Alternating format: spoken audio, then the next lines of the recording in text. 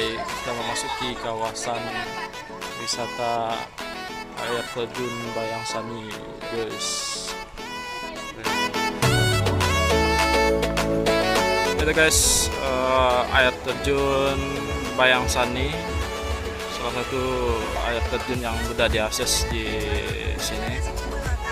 Sebenarnya daerah Bayang ini ada beberapa air terjun, mungkin lebih dari 5 air terjun yang potensial untuk berwisata, tapi dengan akses jalannya sangat jauh dan terjal, maka belum terekspos secara maksimal.